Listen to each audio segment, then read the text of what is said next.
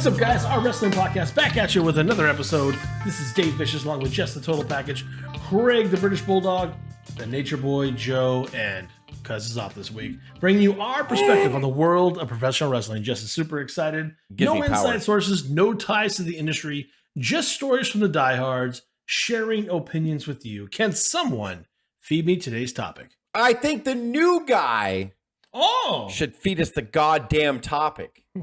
Guys, we are today talking about Clash of Champions 9. This is going to be good stuff. Yes, also known as Clash of Champions. Also known as a Future Shock pre-show. It's very true. You know what I was thinking about this? Yeah. When it popped up, I was like, Clash of Champions is such a great name. You know, it was always like, it really is. Clash of Champions, I love that name. And then they always follow it with something stupid like New York Knockout. Well, before we get into it, for audio fans, give us a listen on Apple, Spotify, SoundCloud, iHeartRadio, Stitcher, and Google Podcast, or watch our videos on YouTube at Our Wrestling Channel. Can you do us a solid on social media and give us a follow on Instagram or Twitter at O.W.P 2019 or on Meta at Our Wrestling Podcast? I gotta change that. I keep forgetting to do that. Guys, Well, it hasn't changed yet. I don't think it has changed yet. It hasn't officially. They just keep talking about it, so I don't know. We'll figure it out. Craig. Yo, Coca-Cola Craig, are you ready to clash? heck yeah. I like clashes. Yeah, I like money though. So I wanted to, this is we've never reviewed a Clash before, and I don't know why. But then when I wanted to introduce Joe into the fold here, this is the Joe that we've been talking about for the last couple of years. This is Joe that wore his feathered robe during college graduation. This is Joe that wore his feathered robe and was like a celebrity when we went to SummerSlam at Staples Center years and years ago when we saw Brock Lesnar destroy John Cena. Woo! This is the Joe that we've talked about. So Joe, we're really glad to have you here. And I wanted to do a Clash of the Champions because it's the first one we've ever done. And Joe is a massive Ric Flair fan. Growing up, it was me, Hogan, Joe Flair.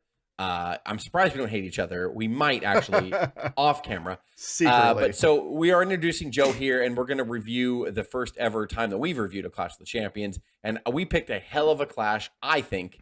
And Dave said it before, too. This is like the WCW or NWA equivalent to Saturday Night's Main Event.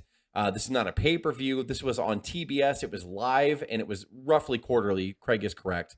Clash of the Champions was invented, actually, to compete with WrestleMania. In 1988, to compete with WrestleMania 4, TBS gave WCW/NWA permission to put a live broadcast up. So you guys want to do WrestleMania? We'll do stuff for free, because Vince was a dick in 1987 when Starrcade was in November. Only in 87? I'm sorry. Vince invented the Survivor Series and said, listen, cable companies, if you want Hogan and you want what WWF brings, which at that time they were juggernauts, they were, putting huge ratings up, they were overtaking the world. Yeah. And cable companies actually backed out and told WCW/NWA, it was NWA at the time, Crockett Promotions, to say, sorry, we're going to go with Survivor Series because Vince kind of rules everything right now. So then a couple of years later, or the next year, I should say, in 1988, they said, listen, you want to have WrestleMania? That's fine. On TBS, we're going to air a live free special on TBS. And the main event of the first ever Clash was Ric Flair versus Sting in a 1-hour draw. And the ratings were fantastic. What an awesome They did the same thing the next year. They did the same thing next year for WrestleMania 5 to a little bit less of stellar results, but it was still really good. So then they decided to put the Clash quarterly. And so now here we are in 1989, only a couple of years after, or 1 year actually, I should say, after the first ever Clash. And now they're doing it quarterly. So this is in November, this particular Clash. Dave will get to the particulars in a second. And in November is normally the month for Survivor Series. And then wanting to review a Clash, wanting to bring Joe aboard, I'm like, fuck you, WWE. You rule the roost. You won. You bought everything. I don't want to let WCW/NWA die. So let's do a Clash of the Champions. This particular Clash was in November, which fits our theme right now. So we are releasing this in November, and we are going to dive right into this shit. Joe, this is welcome, you son of a bitch. Oh, I'm happy to be here on the greatest wrestling podcast in the world. I keep hearing that somewhere. That is true. That is true. I keep hearing that somewhere. It's out there. This takes place in Troy, New York, in the Houston Fieldhouse. There's 4,000 raving fans in attendance. God damn it. I hyped the shit out of this event. It's like, there's 50 people. Well, it's different. This is a televised event. It's a little bit different from a pay-per-view, right? So they're not worried about gate. They're worried about what they're getting on TV. Well, And it's the sixth borough. There's the Bronx, there's Queens, there's Manhattan, and then Troy. Yeah, and they kind of bounce around. They're all the same sizes, right? Yeah. So, This is Mr. Ross and Mr. Gordon at the helm. I think we see a little bit of Jess. I'm sorry, not You Jesse. saw me. I was there. I did see you. We have at the very beginning we have Funk and Flair doing quick little vignettes that are pre-recorded that were kind of cool. Jess, do you want to give us a rundown of the champions on each side? So across the competition, the WWF World Champion back here in November of 1989 was Hulk Hogan. The Intercontinental Champion was the Ultimate Warrior, and the World Wrestling Federation Tag Team Champions were Demolition. That is a late 80s, early 90s roster if I've ever fucking read one out loud. Yes. And then we go to this company. The NWA Heavyweight Champion coming into this event was Ric Flair. The United States Champion was Lexus Luger. The NWA Tag Team Champions were the Steiner Brothers. However, they did not get recognized as winning the vacant titles until November 18th. This was on what, Dave? The 15th? This show? I think you just read the 15th. So this is on the 15th. Steiners actually won the tag titles on November 1st, but it was meant to be aired later on their syndicated television. So that's why there was no reference to them as being tag champions on this Clash of the Champions. And that's why they never brought the belts out. But they actually had physically won the tag titles before this event. But because it hadn't aired yet on syndicated television, they held off. So they were technically the tag team champions. But as of this event, for us, the titles were vacant, if that makes any sense. Then the NWA television champion here is the Great Muta. Oh, amazing. Lovely. Amazing. Yes. And real quick, not to eat up some more time, however, Ric Flair actually had taken the booker job here. Starting with the Steamboat stuff, what a lot of people don't know is like earlier in this year, in February through May, Steamboat and Flair gave us like the 3 greatest matches we'd seen in American wrestling in a long, long time. And Flair actually took the majority of the booking here because they were in turmoil. They really were. I mean, once Crockett sold to Turner in '88, they really just went on a tailspin because Turner didn't know a lot about wrestling. And then they thought, okay, we have to get bookers in here that are pro wrestlers or used to be.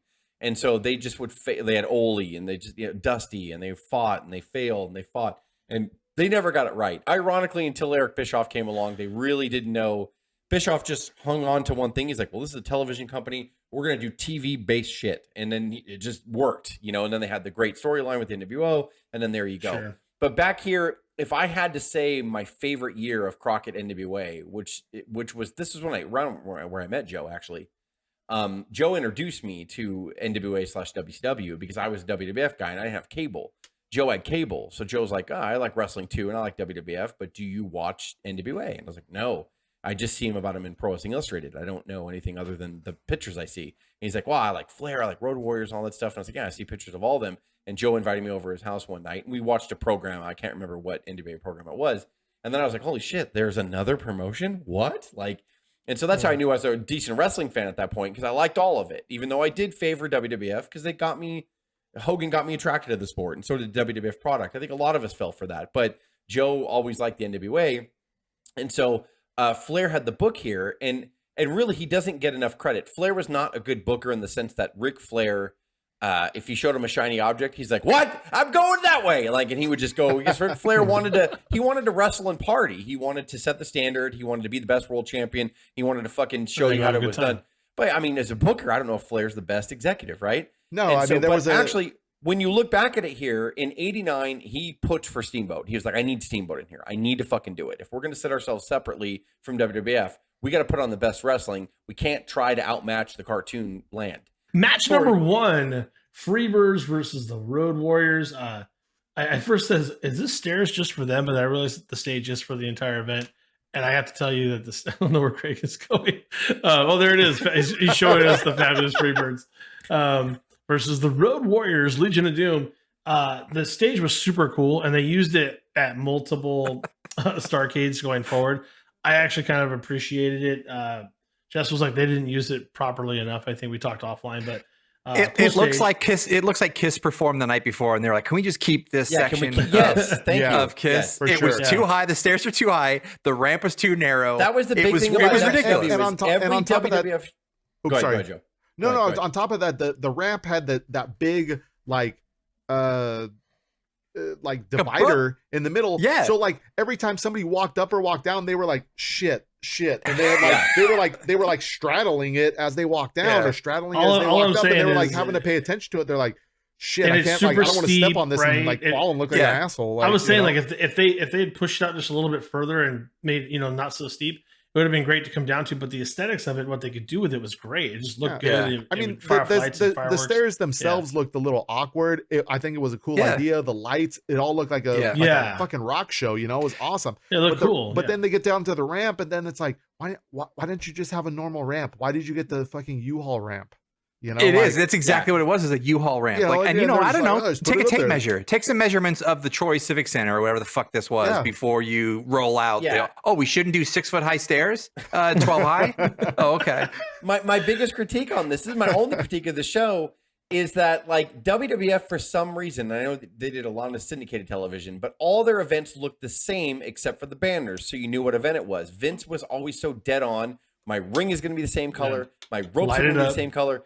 And then WCW, every time they changed bookers, which was like every 90 days, like it would just be like, we're going to try the stairs. Just kidding. We're going to try a ramp. Just kidding. We're going to try this. Just kidding. We're going to have tacky Coors Light banners on the fucking poles of the ring. Like it was so weird. Like we're going to put Luger on a Lazy Susan. Do you remember that one? So just my quick notes on the Freebirds versus the Road Warriors. Hawk, I forgot how great of a drop kick he had. He was getting up there for a big man. It was all LOD at first. There's a spot where Animal clears the ring and Animal must pose was in my notes. And I mean, these guys are just massive. But eventually there's some heel work and some tag work taking over. The Freebirds actually get some work in. And Hawk is doing some nice work to allow that double team stuff to happen until he interferes and gets DQ'd. I give it, because of the high spots for LOD and everything, I give it a B-. I know that might sound a little high, but again, it's not a pay-per-view. This is a televised event, probably pushing storyline into something else, right? You're very generous. I'm watching LOD and I miss them and I love those guys, and just watching them tear the Freebirds apart for the first 5 minutes was gold for me. And I'm probably a little on the high side there, but take it away, Jess. You can tear it apart. I think our notes are actually the same, but my grade is different than yours. I put my God, the Road Warriors were awesome. Just looking at them back here in their prime, I was like, son of a bitch. Like, these guys are huge. I really enjoyed this. I know a lot of people don't like Jimmy Jam Garvin with the Freebirds. They like Gordy and but which is fine, which is totally fine. Yeah. But I liked Jimmy Jam and Hayes as the Freebirds as well. I really accepted them. Maybe it's the first, formation, the Freebirds that I saw, and then I went back and learned about the other ones, like from Texas Wrestling and WCCW. But I really like them here. So when I first saw them come out, I was like, holy shit, like these guys are facing each other on fucking a Clash. Awesome. But then I just got to the point where I wanted to see more because they started to cook. They started to get the heat on Hawk, and I was really enjoying it. And then a fucking DQ. So I was a little annoyed by that. Freebirds win by disqualification. I gave it a C-. Joe, what do you got? Actually, we almost have had the exact same notes. I actually think I wrote down the Hawk drop kick was awesome. It was impressive. But I mean, I think just watching this again, it was so Freebirds with that iconic, I love that music. I love the it's really good music. And the Road Warrior entrance, I think, is one of the best entrances like that. Like the Iron Man entrance. And so good. I don't care what anybody Legion of Doom fan or Road Warrior, whatever, the black shoulder pads with silver spikes is always a better look than the orange and black or whatever, the red and black. The red and black. It just looks so menacing. It looks so awesome. Like the two of them coming down those dumb stairs, they look bigger than huger than everything. It was such a cool entrance. The crowd there was a big pop for that crowd that crowd. To Jess's point, it just kind of fizzled. What could have been a really cool match, and just let it play out. You can have it just seemed really short and kind of I felt like you couldn't have given it 2 more minutes. Yeah, you couldn't have given 5 That's more fair. minutes. I mean, really, just give it a little bit more time. Let these guys like beat the shit out of each other a little bit. I thought the Freebirds did a great job of playing the chicken shit heels, which is always like their kind of forte of like, I mean, because the Road Warriors are like, the Road Warriors are essentially like the original like Stone Cold Steve Austin. Like it was like, it didn't matter if they were a face or a heel, they got cheered no matter what. They were like nobody cared. Night, nobody cared. And not they to were just cut you like, off, they were just we weren't badass. really clear. The DQ came because like they started to get heat on Animal. They got heat on Hawk earlier, then they got heat on Animal, and then Hawk abruptly just gets in the ring. He's like, "I've had enough of this shit," and he pushes the ref out of the way, and then that's the DQ. And then he launches Tommy Rogers like 10 feet across the ring. Yeah, like. Well,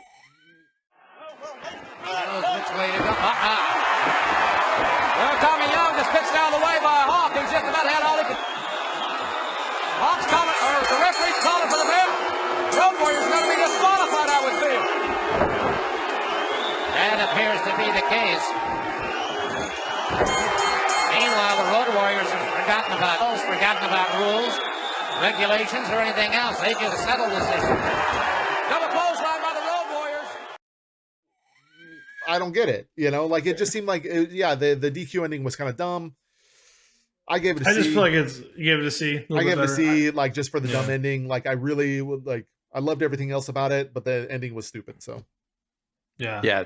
Same. Real quick. I'll give it C- too. But I did like JR so good. Young JR really gave some gravitas to like the event. He loved this product. Holy shit! And he sold it. And even like solely, like I don't know whether to love him or hate him. And I think I really go match to match on this and line to line. I hate Gordon Soley and then I respect the shit out of him. Everybody compares the two, to be honest. And a lot of people, and they couldn't be more different. Jim Ross himself would be like, Soley's my favorite. And I'm like, no, you're the best. Like, and you should know that. And nothing against Soley, nothing against Gordon. Like, I think he's fine. But he had, my God, this is Gordon Soley. And that was fine for the 70s and early 80s. Jim Ross brought this energy, this excitement. It didn't matter if it was the Z-Man against Rip Thorn. Like he got you into it. If they were coming close to the time limit, Jim Ross was on fire for the last 60 seconds. Like only 60 minutes. Only 6 seconds left here. Let's tear into the non-wrestling stuff that comes up next. Ross interviews Funk. It's really good stuff for about 15 seconds. And then his manager, that's not his manager, steps in and mucks it all up and gets me upset. It is his manager. So Gary Hart. Where do I start with Gary Hart? Do we have to talk about it for this long? We can start with rest in peace. I know. Oh my God. So no, I can't say shit. Thanks, Greg, for that. Gary Hart is a good man. The next match is going to the ring. Like, a lot of people give Gary Hart credit. His book was really good, actually. For what? I don't rank Gary in like one of my favorite managers. I just don't. And I don't know. I don't even think about him. I don't know if someone forgot to tell him like when to come in on this. All night, Gary Hart seemed awkward, and like he would just interrupt. And we'll talk about it at the main event match as well, where it's just like he doesn't let like Funk's trying to like pay tribute. Like, I didn't ask you to be here. Yeah, Funk's trying to say stuff or whatever, and then Funk's like, you don't need to be here, and he's like, blah, blah, blah. And even his back gets in the hard cam, and he's fucking he missed the hard cam. You're right. Camera. You get the fuck out of my face. They had to move. They had to move the the camera. So obviously they were setting up to where Funk said, Gary, I don't need you. I can beat Flair myself. It's the blow-off match, like I said. This is what you brother. Don't let him down. But mostly don't let me down. Oh, Gary, I am not going to let you, but I don't want your help. I don't need anyone's help. I don't need your help either, Jim Ross, because I am the best. Flair's a quitter. All right, ladies and gentlemen, coming up in just one moment, the special awards presentation. We'll find out who the most popular wrestler in the NWA is in one moment. I said.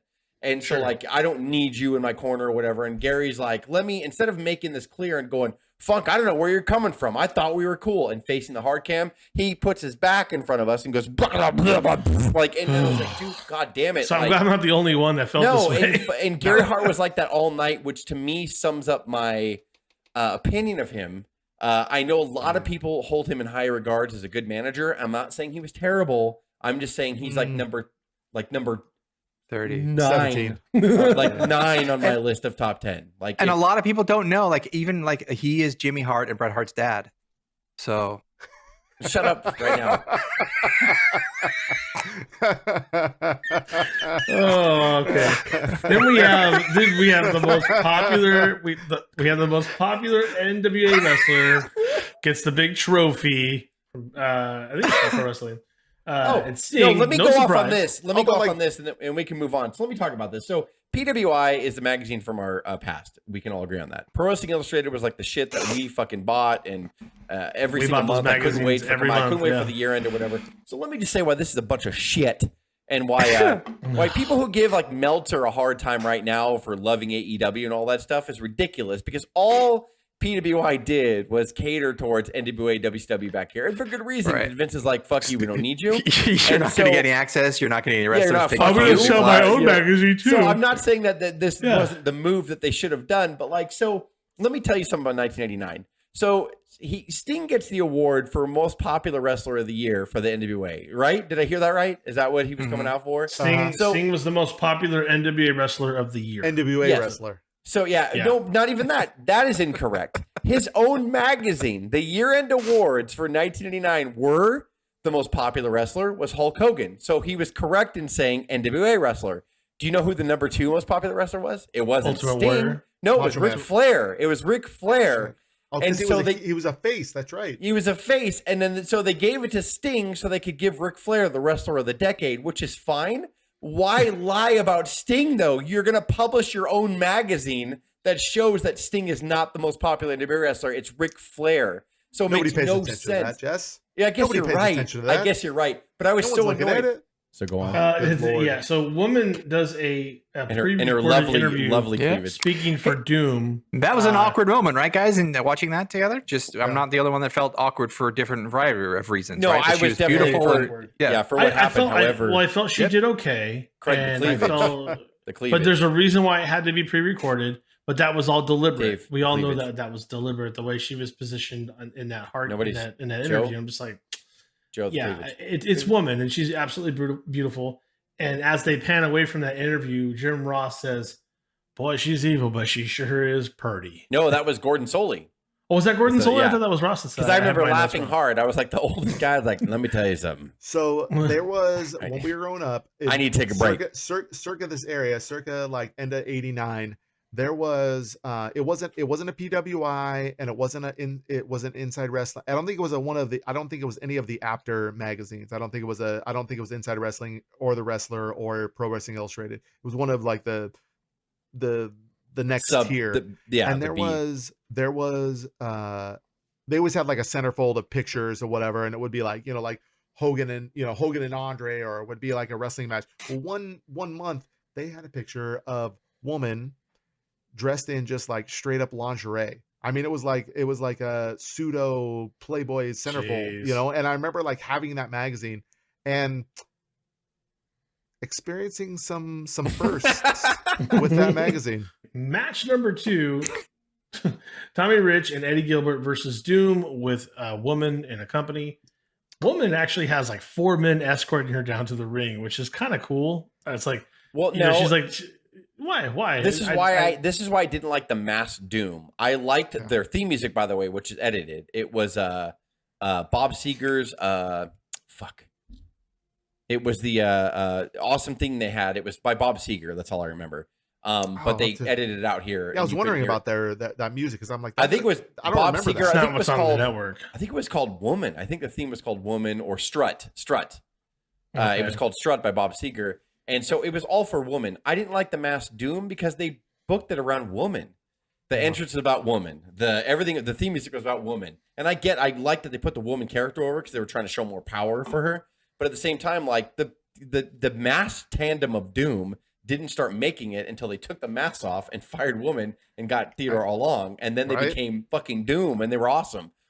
So here I get sour on the whole thing because I'm like, I love Woman. But at the same time, you also know where it goes. Are you trying to push the tag team? You're trying to bury them because you're only pushing Woman like over it. So that's why I didn't like it. So sorry, Dave. I didn't mean to interrupt you. No, you're all good.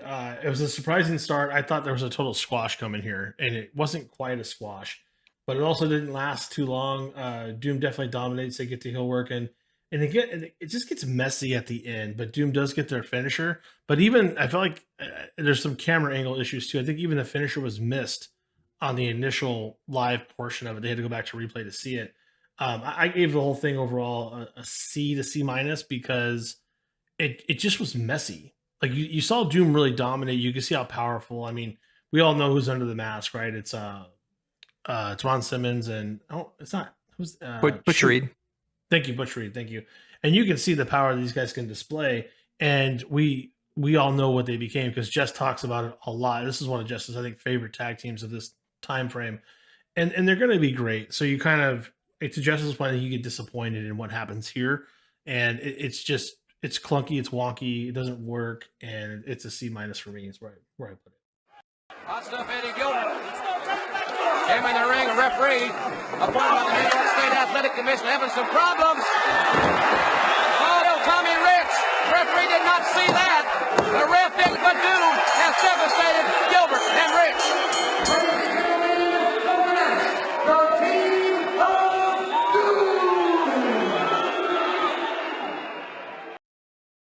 I mean, it was fine, I guess, for what it was. Eddie Gilbert needs to be talked about more. Substance abuse. He was a really talented guy, really good booker, actually, too. But for another subject, another topic. Tommy Rich won't leave me alone. Jim Ross won't keep reminding me that he won the heavyweight title for 5 minutes back in whatever.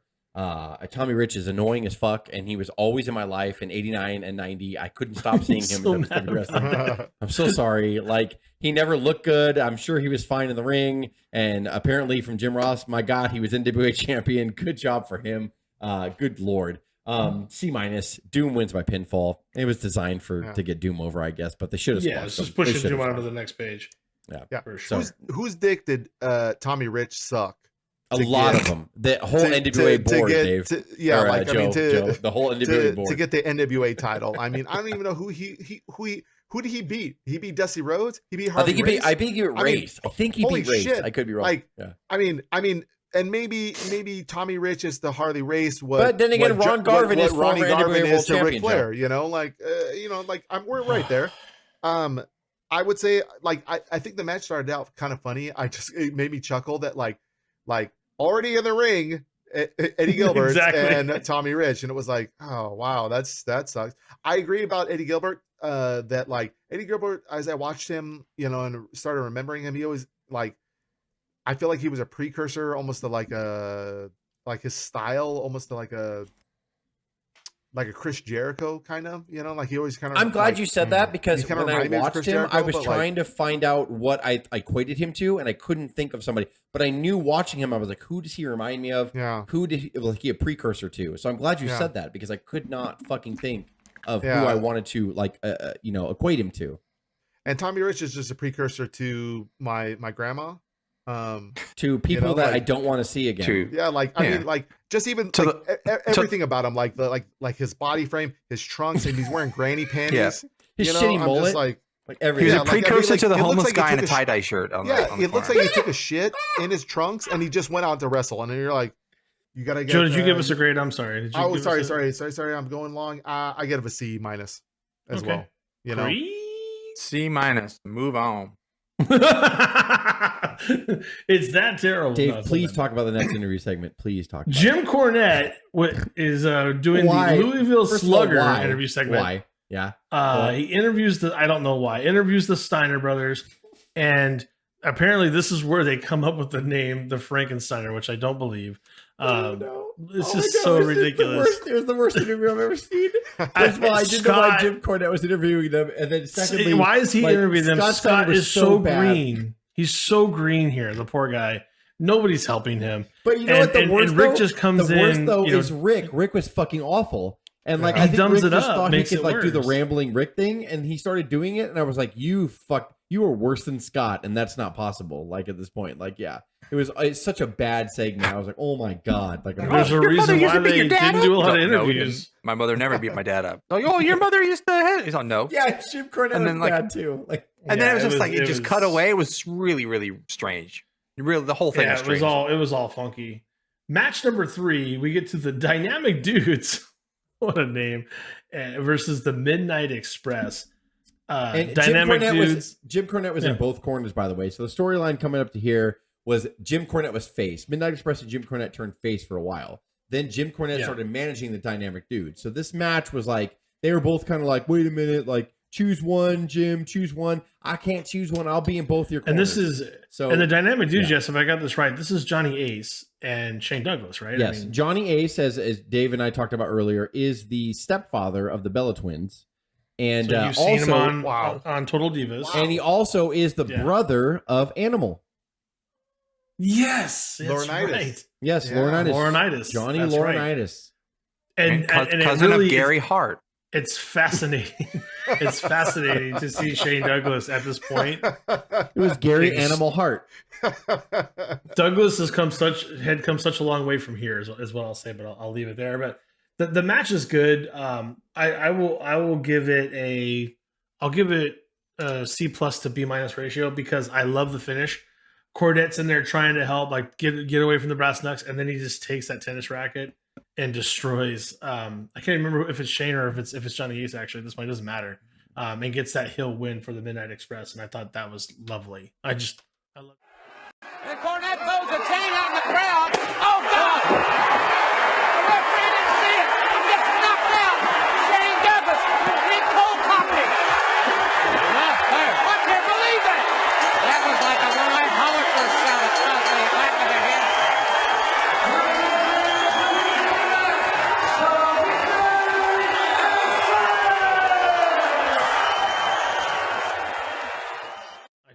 I loved every minute of that finish. Now, let me go next because I'm going to let Rowdy outside because you're fucking yelling. So I have to let Rowdy outside. However, I want to say that the Midnight Express were so fucking solid. I love them and miss them. Cornette hit Douglas with a tennis racket, allowing Bobby to get the pin. So obviously Cornette chose Midnight Express, which of course he should be. And Dave, I give it a B-. I thought it was a fucking good match. Really good match. Yeah. Now, on to Rowdy right now. Why are you so angry with me about it? I will go even better than that. I really, really enjoyed this. Was a solid 80s arm drag match that told a good story. I give it a solid B. I had no business enjoying it. I wasn't going to enjoy it when it started, and I really enjoyed it. Well. And that wallop from Cornette and the racket made the biggest and best sound in the world. I liked it a lot. And Joe, to bring you in on it, Johnny Ace had a great drop kick, didn't he? I didn't know. That guy, he wasn't doing so bad in there. Fantastic drop kick. Fantastic. Craig, I'm gonna have to like echo like your statement. Give it a solid B. Almost 100%. I'm gonna give it a solid B. I enjoyed it much more than I thought I would. The minute I heard dynamic dudes come down the ring, I was like, oh Christ. You're like, oh no. And I was like, but then I started to watch the match. I'm like, oh, this is actually pretty. This is flowing well. I love Midnight Express. Like everybody worked well together. There was some funny, some commentary. Like there was some commentary from Gordon Solie where he's like, I don't know what he was talking about. He's like, there's no muscles in the armpit, and I was like, that's right. That's funny. Like, okay, I'm gonna note that, Gordon. Thank you. I always love. I think Midnight Express is awesome. I just enjoyed it 100%. Much more than I thought. Solid B. Yeah, that's good stuff. All right, 2 B's and 2 B minuses. All right, let's do it. Next match: Super Destroyer versus Dr. Death. Wow, yeah, this one gets tough. Yep. I wrote, "What the hell is Santa doing?" The only thing that was kind of decent was Dr. Death was pressing Super Destroyer like several times, and it just doesn't go anywhere. It's just a squash match with Santa assisting. I mean, I think I was trying to be nice with the grade I gave it. I think I'm going to go even lower. I want to give it a D. Like, I was just not happy about anything that happened here. It was a clash, Dave. It was a clash. It was definitely a clash. It was a clash with Santa. So stupid. Who was Santa, by the way? Who was that? Norman the Lunatic. Norman the Lunatic. I don't even know. Who is also Bastion Booger, if I'm correct. Yes. Yeah. There you go. So I will give it a D too. It was very forgettable. Super Destroyer couldn't even do his where he throws Steve Williams out the ring, who pops right back in. He couldn't even do that right. Like the delay on when he realized Steve Williams is back in the ring. The D was just awful. World champions by the skyscrapers. They were Teddy Long riveted. That God gave Norman a big 6-foot teddy bear. As the Oklahoma Stampede. Watch this elevation. Their power Sam in the sport.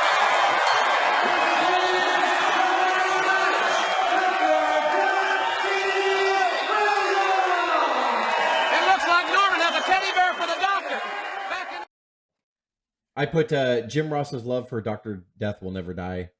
Correct. All puns intended. And goddamn, he was strong. And I gave it a C-. Oh, wow. I gave it a Dr. Death is a great tag name. I always love that. I'm going to give it a grade of a W of why isn't anybody else wrestling on this card? That's fair. It's fair. So well done. When you look at the rest of the talent show, you're like, what is he doing here? Like, did you grade it, bud? I'm sorry. No, I did. I give it a D. That's solid. Well, there's a famous quote Death from Dr. Death that I think kind of sums up his his kind of professional career and like what really happened with him. And it was like, I think it's it's like he can't even say it. This might be disrespectful. I know it is going to. That's why I can't stop. Take the kids out of the room, everybody. Take the kids out of the room. No, it's not that bad. What is it? don't leave us hanging. No, it's just he's like, I think the quote is, he's like, I don't like cocaine. I just like the way it smells. He said that? Are you serious? No, I'm just kidding. Oh, damn it. Oh, no. Match number 5, Skyscrapers versus Steiners. Damn. I was laughing how they stole Teddy's hat in the beginning. I thought that was funny. I don't know why. Because Teddy should always have a hat on. Just saying. Until he goes full bald. I wrote the ring is too small for this. I don't know if anybody agrees. Ring's too small for every match in WCW. But the size of these 4 men in the ring make it so evident. I'm like, what are we doing? Scott delivered a Frankensteiner on Spivey. Are you serious right now? And it wasn't even for the finish. It was just like to start out. And I mean, how tall is Spivey? Did we talk about? He's like 6'7". Yeah. And he delivered a Frankensteiner, and I don't remember Spivey ducking for it, to get a little lower. And not to mention, because Scott is so young here, he's bumping like Mr. Perfect or Shawn Michaels is capable of bumping. He's a pure bump machine. He was a pure athlete here. Yeah, he's doing everything. And then Doom comes in to interfere, showing all the prowess of the tag team. It's a DQ, and then LOD gets involved. All hell breaks loose. I had a really fun time watching this match. I thought it was really, really good, and I love the interference because, again, I like pushing it off. I gave it an A. I don't know why. I just have a hard time like not getting so excited watching. No, the feelings amazing that you work have of the are not Steiners. bad. So here's my grade on it. Like, at first I was like, why in the fuck did Rick come through the crowd but not Scott? That was fucking weird and awkward. Yeah, and I didn't like forgot about that too. I didn't like it. However, it changed quickly because the Steiners were not even at their best here. No. And ending, all the athletic shit that you saw, they made Spivey and Sid look good. The ending was cool as fuck because it set up the Starcade, which actually the Skyscrapers bowed out of because Sid got injured. So the Wild Samoans took their place. So basically, Starcade the next month was going to be a round robin tournament in the tag team and the singles. That's what division. they were setting up for. Yeah, it was supposed to be the Skyscrapers, Road Warriors, Steiners, and Doom in a 4-way round robin. But the Wild Samoans ended up subbing in for Skyscrapers because Sid got injured. So I love the ending of this. The crowd went fucking nuts. So as soon as Road Warriors came out, I was like, oh my god. Then the promo they did after the Road Warriors' arms are massive, and Jesus Christ! But the promo was garbage. You know that it was. But I mean, I was the whole the way they did it on the ring side, and it was flowing in from the carnage that happened or whatever. I gave it a B-. So you're not off giving it a good grade. I really liked it. I was having fun. It's fucking awesome because I knew this is setting up the pay-per-view. This is great. This is awesome. This is really good. Even though, like I said, the Skyscrapers ended up getting injured and Wild Samoans. The run-in, everything was built well. It was written well for the it was really good. Go ahead, Greg. Frankenstein! Belly to belly on Spivey! Doom is in the ring! This is chaotic here! Referee's calling for a disqualification! Well, the referee's calling for the bell, but we've got a situation here that is liable to get out of hand, I'm afraid. I will give it a C. The only thing that I remember, like this, it was great to see them big clash of bodies and meat slapping together, manly meat banging off each other. But there was the all love to Big E on that one. But there was a drop kick from Spivey where it was like a drop kick and clothesline kind of combo that Spivey missed by a good foot on the back of, I think, Scott's head. And the angle was just the worst angle they could have captured. For sure. And that was stuck in my head for like a good Just 45 seconds after. I was like, oh, but like, you know, poor Spivey. But that was there was a pretty big watch in that. But it was good. See. I give it a B+. I liked it. Like, you know, two of my favorite tag teams ever. You know, I mean, obviously, like a huge Road Warriors fan. I loved the Skyscrapers in both their forms. You know, whether it was you know, Spivey or Sid or Mark Callis together. I thought that the combination, you know, was just a fun tag team to watch. I thought this was no exception. Steiner's like great. The fall away slam that Scott did with was it Spivey? You have Spivey, yeah. You know, 300 plus pounds and doing a fall away slam. I mean, it kind of landed on his head a little bit, like, but like I was like, whew, that was awesome. I mean, just a preview, pure strength and athleticism. This is a like preview what Steiner's a preview of what's going to come in about a year from then. Yeah. And it was just fun, you know. Like I thought it was good. As Gordon Soley said, it was a Pier 6 brawl at the end. And I love the ending. Thought just everybody flowing in. The interview skills at the end leave something to be desired, but like the energy of it and the excitement of it and the crowd response from it. Yeah. I enjoyed it. I mean, I enjoyed it like much more than I thought I was going to. You know? Yeah. Yeah, I definitely agree. And it's something to say when they're in the ring together and the Steiners look small against the Skyscrapers. Yeah. And that you can't say that. You can't say that very often. So 2 matches to go. We have the U.S. title on the line for Brian Pillman facing off against our champion, Lex Luger. I didn't take too many notes. I just enjoyed this match. I thought they did a great job. But I did write that Pillman is an absolute genius here. I know that I'm smaller than you, Luger, but I'm going to pull these pads back and I'm going to wreck your arm in the process. And I'm going to take a limb away from you. And I'm going to make this a little more evenly set. Even though Pillman was kind of jacked here, you know, he was pretty big dude anyway. But Luger's just absolutely insane on size and just his ability for the crowd to love him based on appearance and nothing else. We've talked about this over and over in our archives. Luger was the answer to Hulk Hogan that never really delivered, you know, based on appearance. It just couldn't get over in that way for whatever reason. But I give this match an A+. I enjoyed every minute of it. I enjoyed Pillman, you know, basically making Luger 3/4 of a person to come down to his level. Peeling back that, as Jess said, that Coors Light padding off of the ring post and ramming his arm through it and then kind of working on it from there. We know that Pillman does not pull it off. He doesn't become champion here, but I had a great time with the match. I thought it was. Wait, what was your grade? I think I give it an A+. Yeah, I enjoyed it. How the fuck can you give it an A+?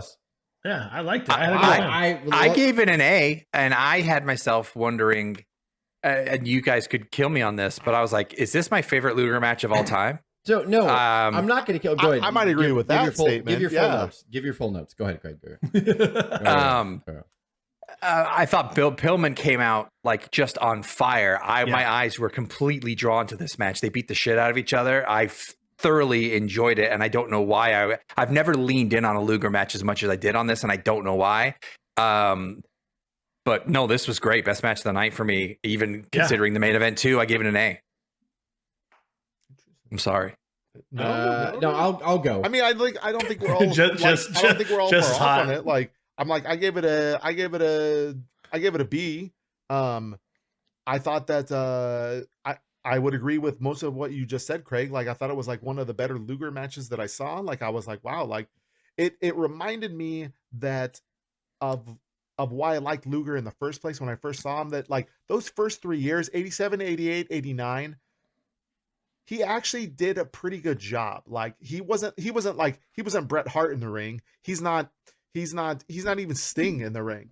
But like he did well, like he would, like he sold well, he moved, halfway decently. He looked amazing. There's a fire to him. There was an excitement about him that was fun to watch, and I think that's why the crowd gravitated to him. And in '89, I think he was still in that kind of peak like excitement mode of it. I think Pillman did a fantastic job. I think obviously like he could sell well.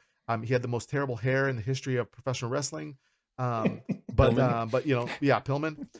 Where on the flip side, Luger normally has terrible hair. I thought he had awesome hair.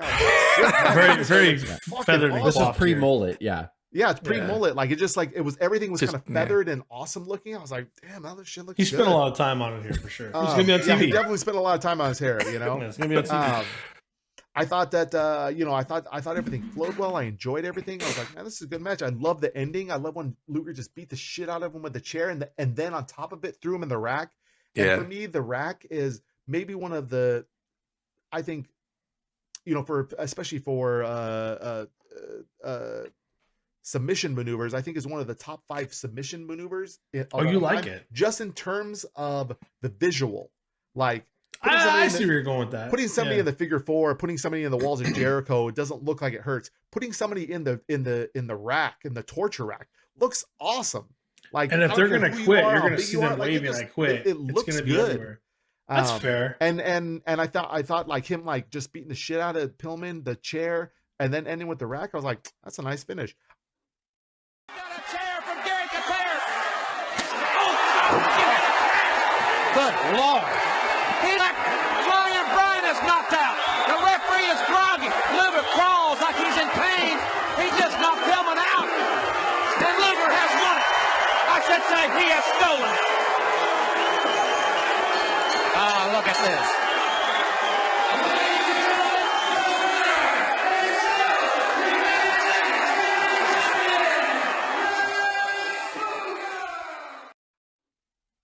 I'm gonna give it a B because I can't generally give Luger match. Joe and I are absolutely on the same page with this match, and on the same page with Luger. Like, except for his robe, I hated his fucking robe or his jacket or whatever the fuck he wore. It was stupid. But this is the best Luger. His hair. This is the Luger that I remember when people were like, "What are you talking about his hair so much?" It's the best. It's sexy and Samson. He had bad hair. It's the gorgeous locks, Dave.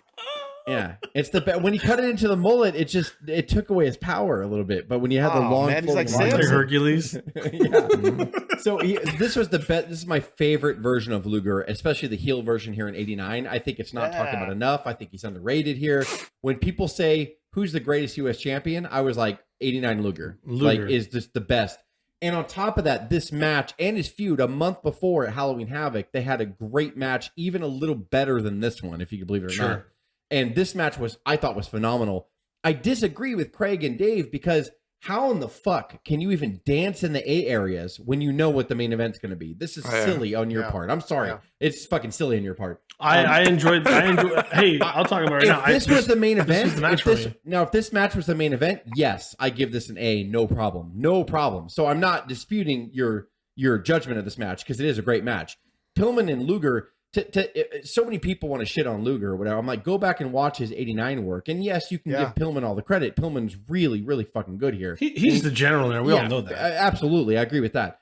But I mean, Luger has to carry the shit. Luger also had great matches with Flair in '88 and '89. And like Luger is a little underestimated when it comes to that. Yes, he got really bad in the Nitro era because he was older. And after his motorcycle accident, he was never the same. But this is the Luger that I choose to remember. This guy he was fantastic. The chair shot on Pillman at the end, Luger getting the pin like a scumbag heel, retaining the title, Sting coming out. I gave it a B+ because I cannot dance in the A category with what's going to come next. It's insanity for you to do that. Well, we get a Flair promo that's pretty decent. This match too, for me, is the reason why, like, when people want to talk about, like, why didn't they ever give Luger the world title? And people are like, oh, Luger sucks. Like, whatever. It's like no, look at this match. No, he didn't. In '89, Luger should have won the title. Yes. Like if Ronnie Garvin won the title in '87, if Kerry Von Erich won the title, if Kerry Von Erich won the title as like a favor to the Von Erich family, that's so weird. Yeah, Luger could have, like, Flair could have dropped the title to Luger for a month,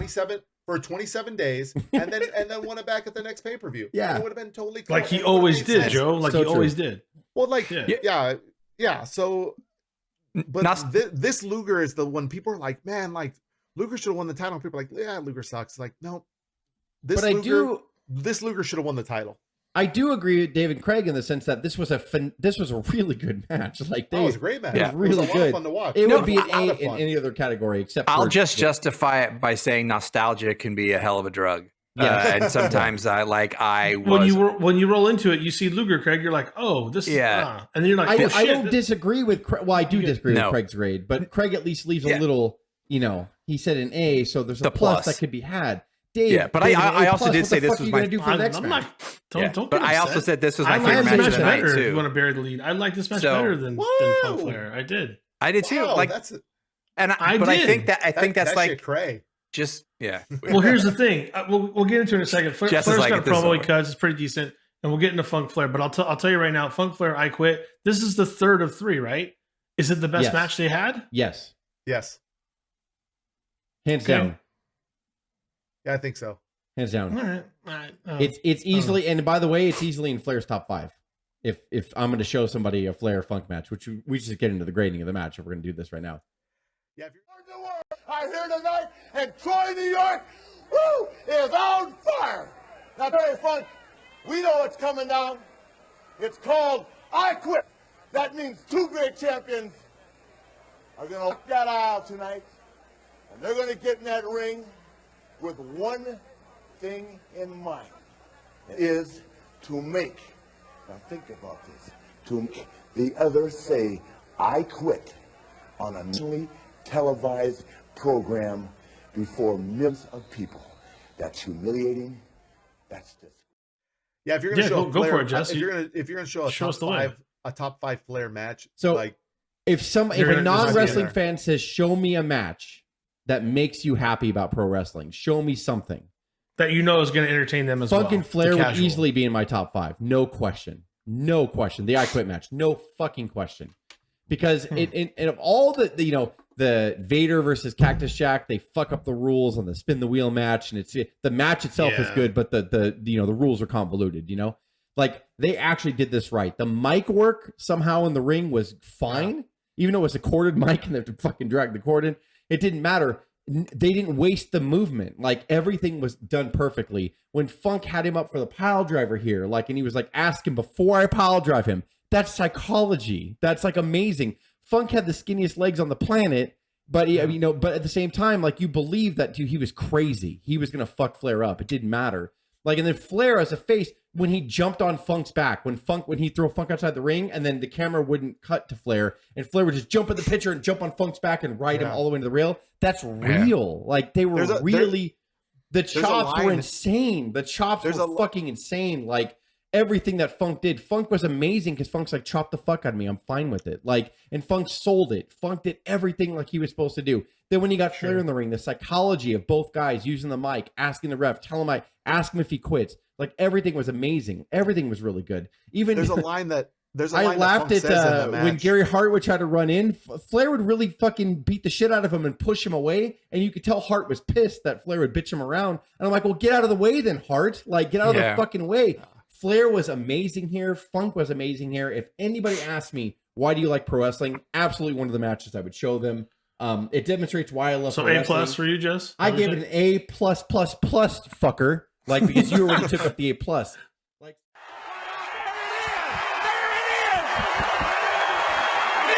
That puts pressure on 5 different point. Hayne is intense.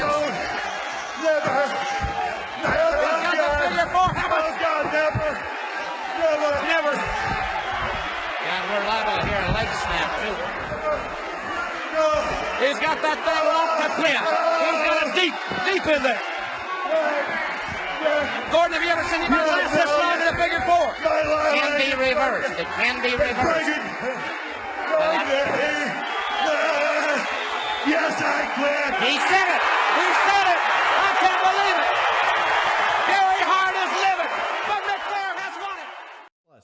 Like so, like this is one of the greatest matches I've ever seen Flair have and Funk. Well, okay, all right, Joe. What was the line that? Don't fuck you. No, there was a line in like with the mic work that I made a note to, and like it's Funk on top of Flair, and it's like, don't you want to quit before I hurt you? You know, like there was this like cool realism of like please quit, don't make me hurt. Don't make me kind of hurt one you. of those like, don't make me hurt you. I have too much respect for you. Yeah, I don't want to do it, but I have to. You know, like I have to do it. I have to, like, you know, like I mean, I thought it was awesome. You know, like I mean, especially for a match to give like essentially like an A+ or a 5-star or whatever you want to call it. I think, you know, like I know normally like for pay-per-view events, we rate stuff within the context of the pay-per-view, and it's like, okay, like Luger and Pillman is a B or B+ in the context. It might be a C or C- in the context of like wrestling all time as all time, but like in the context of this, but like this match is definitely like up there, you know. I mean, like, is it a 5-star? Is it a A+ of all time? Maybe, yeah. Like, especially for a match that incorporates two old school wrestlers doing old school stuff. You know, like it's not. There's no big high spots. There's no Frankensteiners. There's no Hurricanranas. There's no superplexes. There's no flips. There's no whatever. There's, I mean, the biggest moves that. And by the way, not to shit on the Pillman and Luger match. So you talked about psychology of Pillman working on Luger's arm. After he thrashed his arm against the pole, Luger pressed him twice and didn't sell it. He didn't. Luger never sold his arm after the outside. I didn't say Luger had to sell it. I said Pillman was using psychology but that's a great point. Funk, to break him down. Is hobbling around on one knee. Yeah, for like Funk. The whole I thing. thought it was selling it the whole time. Dave made a good point earlier. His legs are so skinny. Like they're so skinny. True. That's also true. I mean, yeah, like I thought Funk's leg was gonna break when he was limping and he would just like on his toe. I was like, I really felt like his leg's fucking done. Like, I mean, it's so skinny anyway, but.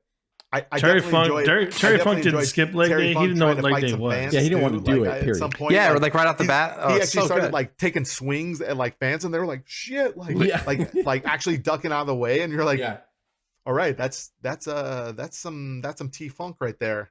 Yeah. But yeah, I mean, or you know, I mean, I'm gonna say in the context of this, like A+, like it was a great match. Like, I mean, top to bottom. And then then the way the ending sets up, it seemed a little chaotic at first, but I mean, it obviously is setting. You know, it's the set up for Starrcade, it's the precursor for Starrcade. It sets everything up. Yeah. It sets up it sets up Muda and Sting, and that's why Sting's not on the card. You know, all these things. It sets everybody up for future stock, and yeah, it's awesome. Like, what a great you know, if Flair was actually in charge of booking this, like. Awesome. I mean, kudos to. I don't know if I'm just looking. If I'm looking at it through a casual's eye, you know, not someone who's, I hate to say it, watching Flair and Luger Flair and Funk over and over and over again. I do love the fact that they try to bring the mic in, and I love the lines that you're all talking about. But then in between that, I'm hearing through the whole thing, and I'm like, I'm so disgusted by it, and so angry about it. Like, can you pull it away? Can you figure it out? And I know everything else you're talking about is absolutely true, and that's why. But I was, and the cord, like, I know we didn't have wireless mics back then. I know we didn't have that stuff, but it all just infuriates me, and it's not their fault. And that's why I think I'm more casual. I didn't watch this match over and over. I'm watching it almost for the first time after 20 plus years, and I'm like, I don't like that. I liked everything else about it. I love the work, and I love them smacking the crap out of each other. I love all that, but it puts me below that, you know, that A-, B+ category in a sense, you know, because of those things. I hate. Wait, what grade are you giving it right now? For fuck's sake, like A-, like A-, B+, somewhere in there. Fuck. Yeah, okay. But again, I'm looking at it as a casual. You want a casual to come in? I'm sure they're gonna like it. But I'm over here like all I hear is breathing for like 5 minutes.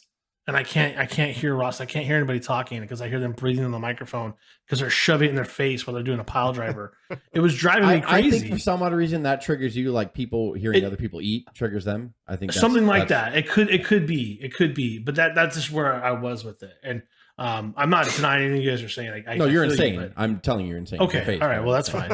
You're insane. I know I was going to anger you. That's why I didn't go last. I'm not I angry. think the just thing think that you're really insane. bothered me on the match was like how Flair took the two pile drivers with like he's doing like a handstand. Doing a handstand, motherfucker! Like he's doing a handstand on Terry Funk's feet, and you're like, can you just do it normal? Can you just Craig grab up? Well, we all established that Funk had no leg strength. Don't let them bully you, Craig, into the grade. Don't let them bully you. I mean, no, Craig, I mean, you do I have you. no apologies for my grades. Like, we grade these matches on the moment we watch them on the second. And we're not watching them together. Whether we take a weird phone call or I stub my toe watching it, like that's what I give the grade on. And I remember loving the shit out of this match. I'll give it, and I gave it on this day watching it as we watch it on the run up to here. I gave it an A-. Also, I don't know why I can't give it an A. Other than the fact, like, I think I don't like I Quit matches. This is the greatest I Quit match of all time. And it's also, I wish I would have seen more unorthodox Flair matches like this. It's a culmination of one of the greatest feuds he ever had and a realism with Funk and Flair. Yeah. I think on this day, as I watched it, putting it all together, I think my eyes went away a few too many times and I didn't quite get sucked in, and I couldn't tell you why. Because I remember I remember it, Funk in his tux, pile driving him on that table to kick this off. And it was a hell of an event, and the crowd was hype actually. And kudos to only 4,000. I remember we said that, and then a bit disappointing. It seemed in the like beginning. more. It seemed like 10,000. It totally seemed like more, and they were fucking awesome. This crowd, much better than a Greensboro crowd. They were really hyped, I think, to be in New York. No, it was great. I don't know. I was giving it an A-. No, that's solid. Solid. So overall, guys, what do you grade the entire non-pay-per-view, the televised event? I think, like, considering that it's like a free card, it wasn't like a pay-per-view or anything like that. The fact that the U.S. title match and the main event delivered, like, I got to give it like a solid A. I know that if you average my grades in with the C's and the B's, it should come in somewhere in the B category. But we've never. I mean, my feeling overall, like, I remember back here when we were fans, like, watching a free show like this, not paying for it, and having the two main matches. Big. How many WrestleManias did we see that were one card matches? Yeah, like, for the most part, we love that. WrestleMania 5 was so good. Well, I mean, besides Hogan and Savage, what was the best one? I don't know. I don't know. That's why we've never Hercules and Haku. Like, it's kind of, you just sort of, and I'm not saying that shitting on any of their talent on those cards, but you know what I mean? Like, it's like a lot of the wrestling in 80s and 90s were like 1 or 2 card shows. It didn't matter what they did before that. As long as this was a free event that has WrestleMania talent on it. But yes, like WrestleMania great talent on that it. did have I mean, all these guys, nearly every single one of these guys went on to a WrestleMania. Yeah, you're right. Sting did, Luger did, Flair did, Road Warriors did. The Steiners, the Road Warriors. Steiners. I mean, and how fucking good were all those bodies? Yeah, like awesome, massive guys. Awesome. Holy shit. Yeah, I mean, I give it an A. I mean, I think the biggest thing is that it was on free TV. I mean, this is how awesome was this to like watch essentially watch a pay-per-view on TV, but not paying for free. And not have to pay for it, not have to, or staying up till 11:30 at night, like, not have to beg Jess's parents to pay the $40 to let us all come over and like, and destroy the living room for an afternoon, break the floor, break the chandelier, put people in the hospital. It's Joe, Craig, and Dave coming over. I love them. I think it I mean, is this an event that like I look back on and be like, man, I can't wait to go watch this again? Like, no. But is it an event that like rewatching it, I'm like, this was really good. Yeah, definitely 100%. Like, and I think I'll give it a B+ as overall. Like, of just like enjoying the whole event. I thought it was I didn't feel like, minus the Steve Williams match. I thought that's really that's fair. I thought that's everything was and really enjoyable. I even liked the Road Warriors and Freebirds match, except for the ending. Yeah, me like too. They were starting to get cooking in there. They're Freebirds and Road like, Warriors. What am I gonna do? How can you not like the Freebirds and Road Warriors together? I mean, like just their entrances alone, to me, it makes the match like a B-, almost like getting off. I mean, I know I gave it a C. I know I gave it a C, but like just their entrances automatically gives me a B- for them, just because I love those 2 entrances. Yeah. Where you got it, Craigers? B+. And there's so many clashes where you can fast forward 80% of them. And this one wasn't. Absolutely not. And even with as much as we ripped on the stairs and the lighting, it's a cool visual. Worked. Yeah. And I think it was a combination of everything. I think being in New York, I think Jim Ross helped a lot. And the card was stacked, as Jess said earlier, on paper, one of the greatest kind of Clash cards, WCW cards you've seen. Clash on paper. It's good. Yeah. I mean, I think we've seen WrestleManias that didn't have as good a card. This much talent, true, especially the early ones. Yeah, yeah. And you look at WrestleMania 1, WrestleMania 1, WrestleMania 2. I mean, and we forgave a lot of schmozzes and a lot of DQs and a lot of fucking weird endings and shit that was purely just to advance for the next Starcade. But in our grades here, and that's okay. That's why you have to grade it differently, I think. Yeah. So yeah, for sure. For audio fans, give us a listen to Apple, Spotify, SoundCloud, iHeartRadio, Stitcher, and Google Podcasts, or watch our videos on YouTube at Our Wrestling Channel. On social media, can you do us a solid and follow us on Instagram or Twitter at O.W.P 2019, or on Facebook/Meta at Our Wrestling Podcast. This is Dave, Jess, Craig, and Joe with the O.W.P signing off. Have a good one.